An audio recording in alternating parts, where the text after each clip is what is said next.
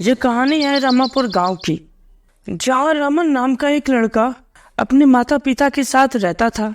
उसके माता पिता पास के ही अमीर आदमी के घर में सफाई का काम करते थे। उस अमीर आदमी का एक बेटा था, मिंटू। उसे अपने पापा के पैसे पर बहुत घमंड था। वह हमेशा अपने पापा के पैसों पर घमंड दिखाता रहता था। उसे उसके पापा जब भी कोई नई चीज ला के देते, वह अपने दोस्तों के साथ उसे मोहन को दिखाकर चिढ़ाता रहता था। वहीं मोहन के पिता गार्डन में पानी दे रहे थे। तभी मिंटू स्विमिंग पूल में नहाने लगता है और अपने सारे दोस्तों को बुलाता है। ये देखो दोस्तों, मैं स्विमिंग पूल में नहा रहा हूँ, आओ जल्दी आओ। दोस्तों, अब से हम पूरी गर्मियों में स्विमिंग पूल में ही नहाएंगे और खूब मस्ती करेंगे। मोहित अंकल, स्विमिंग पूल में अच्छे वाले पानी भर दीजिए, फ्रेश पानी होंगे तो हमें इन्फेक्शन नहीं होगी नहाने में। अभी भर देता हूँ मिंटू। पापा, आप गार्डन में पानी दे दीजिए, मैं स्विमिंग पूल में पानी भर दूंगा। और मोहन स्विमिंग पूल में पानी भरने लगता है। तुम्हें पता है ये कितना महंगा स्विमिंग पूल है? मेरे पापा मेरे लिए बनवाए हैं और ये हर किसी की बात नहीं है। वैसे मोहन, तुम तो इतना महंगा स्विमिंग पूल कभी नहीं बनवा सकते। वैसे तुम और तुम्हारे पापा तो हमारे यहाँ नौकर हैं। तुम तो गरीब हो भाई, तुम तो गरीब हो। और सभी मिलकर मोहन को चिढ़ाने लगते हैं। वही मिंटू पाइप से मोहन को भिंगाने लगता है। तभी मिंटू के पापा वहां आ जाते हैं। मिंटू बेटा, ये क्या हो रहा है? एक तो मोहन तुम्हारी मदद कर रहा है और तुम सब मिलकर उसका मजाक उड़ा रहे हो। ऐसे किसी का मजाक नहीं उड़ाते बेटा।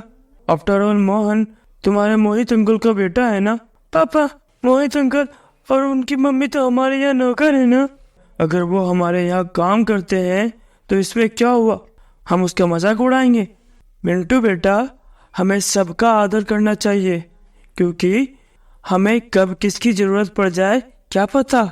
वह अपने पापा की बातों को नहीं सुनता और सभी लोग स्विमिंग पूल में खेलने लगते हैं। एक दिन स्कूल की पढ़ाई में स्कूल की होमवर्क कर रहा था, लेकिन उसे कुछ समझ में नहीं आ रहा था।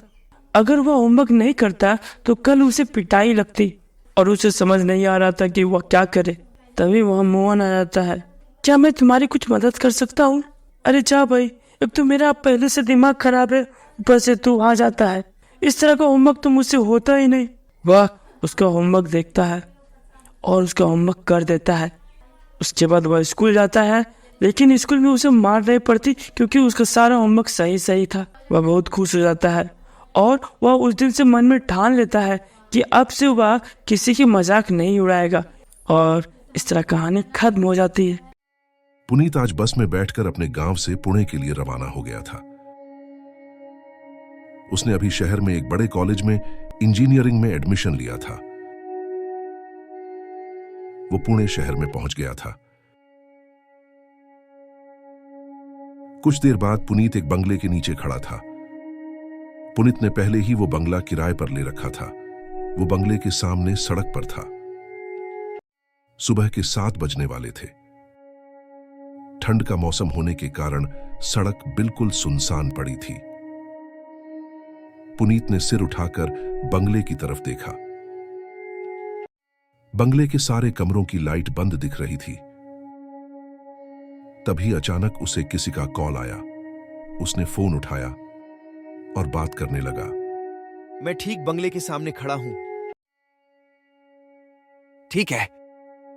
इतना कहकर उसने फोन रख दिया और वह बंगले के अंदर चला गया। घर अंदर से बेहद साफ सुथरा था। वो सोच में पड़ा था कि इतने बड़े बंगले में वो अकेला कैसे रहेगा। तभी उसे किसी ने आवाज दी। अरे सर, आप ही पुनीत हो क्या? पुनीत ये आवाज सुनकर डर गया। उसने अपनी सांस रोककर डरते हुए पीछे मुड़कर देखा तो वो कोई और नहीं, उस मकान का मालिक था जो उसे घर दिखाने आया था। पुनीत मकान मालिक को देखकर शांत हो गया। उसने बिना कुछ कहे पुनीत को पूरा घर दिखा दिया। तभी एक कमरे में अब वो दोनों एक दूसरे के सामने खड़े थे और उनके बीच में एक तस्वीर लटक रही थी जिसमें दो औरतें और एक मर्द मिलकर कुल 3 लोग दिख रहे थे। तभी मकान मालिक बोला, ये मेरे दादाजी और उनकी 2 बीवी यों की तस्वीर है। इस घर में पहले ये रहा करते थे। तुम्हें वह तस्वीर के सामने की मोमबत्तियां दिखाई दे रही है। हाँ, मेरे सामने ही तो जल रही है। मेरी बात ध्यान से सुनो। जब तक तुम इस बंगले में हो, यह कैंडल्स कभी बुझनी नहीं चाहिए। इसकी जिम्मेदारी मैं तुम्हें देता हूं। अगर गलती से कभी एक मोमबत्ती बुझ गई तो जितनी जल्दी हो सके उसे दोबारा लगा देना, और अगर तीनों एक साथ बुझ गई तो अनर्थ हो जाएगा। पुनीत ने थोड़े आश्चर्य से पूछा, क्योंकि उसे कुछ समझ नहीं आया था। अगर यह मोमबत्तियां बुझी तो ऐसी क्या आफत आ जाएगी जो आप इतनी सीरियसली कह रहे हैं? मकान मालिक ने पुनीत की बात को टोकते हुए कहा, यह सब मत पूछो। तुमसे जितना कहा उतना करो। अगर यह शर्त मंजूर है तो यहां रह सकते हो, वरना चले जाओ यहां से। मैं घर किसी और को किराए पर दे दूंगा। पुनीत बिना कुछ कहे वहीं शांत खड़ा रहा। वो गहरी सोच में पड़ा था।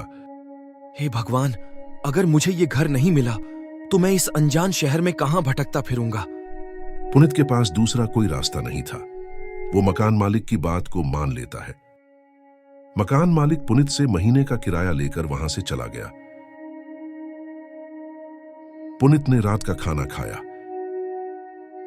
और अपने कमरे में जाकर सो गया। लगभग आधी रात बीत गई थी। पुनीत शांति से सो रहा था। तभी तस्वीर के नीचे लगे 3 मोमबत्तियों में से एक मोमबत्ती बुझ गई। तभी अचानक बाहर जोर से हवाएं चलने लगी। हवा के कारण पुनीत के बेडरूम और हॉल की खिड़की खुल गई। उससे पुनीत की नींद भी टूट चुकी थी। डर के मारे उसने तुरंत हॉल की तरफ दौड़ लगाई। उसने हॉल में आकर सारी खिड़कियां बंद कर दी और फिर से सोने के लिए बेडरूम की तरफ मुड़ा। पर जैसे ही मुड़ा, डर के मारे उसका शरीर थर-थर कांपने लगा। उसने देखा कि हवा के कारण तस्वीर के नीचे की एक मोमबत्ती बुझ गई थी। पर डरने वाली बात कुछ और थी, क्योंकि उस तस्वीर में से एक औरत गायब हो गई थी और आधी तस्वीर का रंग खून के रंग में बदल गया था। वो जल्दी किचन की तरफ भागा और मोमबत्तियां जलाने लगा। वह बहुत कोशिश कर रहा था, पर आग नहीं जल रही थी। कई कोशिशों के बाद पुनीत ने फिर से मोमबत्तियां जलाईं। डर के मारे उसकी सांसें फूल गई थी। वो थोड़ी देर वहीं सांस लेने के लिए रुका। तभी उसे ऐसा लगा कि कोई साया उसके पीछे खड़ा है। वो बेहद डर गया था। डरते डरते उसने पीछे मुड़कर देखा तो वहां पर कोई नहीं था। अचानक उसे कुछ गिरने की आवाज आई। उसने वह मोमबत्तियां उठाई और धीरे धीरे दबे पांव हॉल की तरफ जाने लगा। वो हॉल में पहुंचा तो उसने देखा कि दूसरी मोमबत्ती भी बुझ गई है। तभी उसका ध्यान तस्वीर की तरफ गया। उस तस्वीर में दूसरी औरत की फोटो भी धीरे धीरे फ्रेम से बाहर निकल रही थी। ये नजारा देख उसकी जान हलक में अटक गई थी। उसने भागते हुए जल्दी से दोनों मोमबत्तियों में आग लगाई। जैसे वह आग जली तो जो तस्वीर अब तक फ्रेम से बाहर जा रही थी, वह अब फिर से फ्रेम के अंदर वापस आने लगी थी। इतना भयावह नजारा देखकर पुनीत को कुछ समझ नहीं आ रहा था। थोड़ी देर बाद सब कुछ शांत होने लगा। डर की वजह से वो बेहद कमजोरी महसूस कर रहा था, इसलिए कुछ देर वो वहीं पर बैठ गया। बैठे बैठे उसकी आंख लग गई और वो वहीं पर सो गया। सुबह के 4 बजने वाले थे। चारों तरफ शांति फैली हुई थी। अचानक वो तस्वीर हिलने लगी। हिलते हिलते वो टूटकर जमीन पर गिर गई। उस फ्रेम को गिरा देखकर पुनीत चिंता में पड़ गया और सोचने लगा कि दरवाजा खिड़कियां तो बंद है, फिर ये फ्रेम गिरी कैसे? वो खड़ा हो गया। उसने वह तस्वीर देखी तो वो लड़खड़ाते हुए जमीन पर गिर गया। डर के मारे उसकी हालत खराब हो गई थी, क्योंकि फ्रेम से मकान मालिक के दादाजी और उसकी 2 बीवियों की तस्वीर ही गायब हो चुकी थी। तभी अचानक बाहर बिजली की कड़कड़ाहट और हवाओं का बहना चालू हो गया था। उसे समझ नहीं आ रहा था कि वह क्या करे। वो बाहर की तरफ भागने लगा, पर यकायक उसे किसी के बातें करने की आवाज आने लगी। उसने ध्यान से सुना तो उसे पता चला कि वह आवाज घर के अंदर से ही आ रही थी। पुनीत के मन में यह बात पक्की हो गई कि उसके अलावा भी इस घर में 4 से 5 आदमी और है। वो धीरे धीरे डरता हुआ हॉल की तरफ जाने लगा। तभी अचानक उसे हॉल में 2 औरतें और एक आदमी दिखाई दिए, जो कि एक लकड़ी के सहारे हवा में लटक रहे थे। उनके डरावने चेहरे देख पुनीत के पैर वहीं थम गए। डर के मारे उसने चिल्लाना चाहा, पर उसने अपने हाथों से खुद का मुंह दबाकर खुद को चुप कर दिया। तभी उस आत्मा की नजर पुनीत पर पड़ी। यह देखकर पुनीत भागते हुए किचन में चला गया और एक कोने में जाकर छिप गया। वह अब रोने लगा था। तभी अचानक वो हवा में तैरने लगा। तैरते तैरते वो उस आत्मा के सामने जाकर खड़ा हो गया। मैंने कुछ नहीं किया, मुझे जाने दो।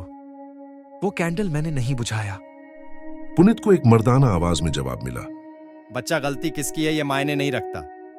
जरूरी ये है कि तुम्हारे होते हुए मोमबत्तियां बुझ गई। वो मोमबत्तियां मेरी बहादुरी की निशानी थी। उसे बुझाकर तुमने बहुत बड़ा अपराध किया है। अब इसकी सजा तो तुम्हें मिलकर ही रहेगी। अचानक पुनीत के शरीर से धुआं निकलने लगा। तभी अचानक उसकी पीठ में आग लग गई।